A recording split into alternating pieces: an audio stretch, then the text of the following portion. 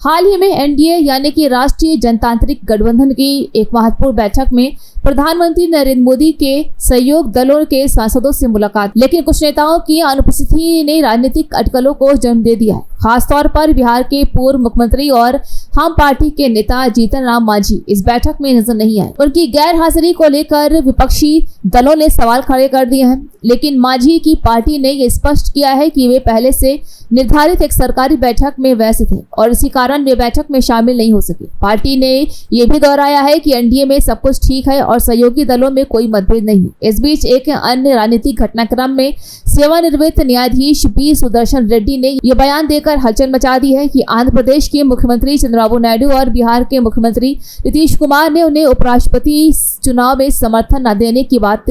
नहीं कही है। इंडिया गठबंधन द्वारा उपराष्ट्रपति पद के लिए प्रत्याशी बनाए गए रेड्डी का ये बयान ऐसे समय आया है जब एनडीए ने तमिलनाडु से आने वाले वरिष्ठ नेता सीपी राधाकृष्णन को उम्मीदवार बनाया है। रेड्डी ने यह साफ किया है कि नायडू और नीतीश कुमार की स्थिति ऐसी है कि वे अपनी गठबंधन नीतियों के अनुसार ही चलेंगे और उन्होंने व्यक्तिगत स्तर पर कोई विरोध नहीं जताया। इन दोनों घटनाओं से यह स्पष्ट होता है कि एनडीए के भीतर सहयोगी दलों की भूमिका सिर्फ संख्यात्मक समर्थन तक सीमित नहीं है, बल्कि उनके अपने क्षेत्रीय और राजनीतिक समीकरण भी हैं जो समय समय पर राष्ट्रीय राजनीति पर प्रभाव डालते हैं। तो वहीं जस्टिस रेड्डी जैसे उम्मीदवारों की उम्मीदवारी ये दर्शाती है कि इंडिया गठबंधन संवैधानिक संस्थाओं को लेकर गंभीर है और वो एनडीए के भीतर की संभावित दायरों पर नजर बनाए हुए। हालांकि अभी तक कोई खुला असंतोष सामने नहीं आया है, लेकिन राजनीतिक दृष्टिकोण से ये कहना गलत नहीं होगा कि दोनों गठबंधनों के भीतर सामंजस्य बनाए रखना चुनावी मौसम में सबसे बड़ी चुनौती बनी हुई।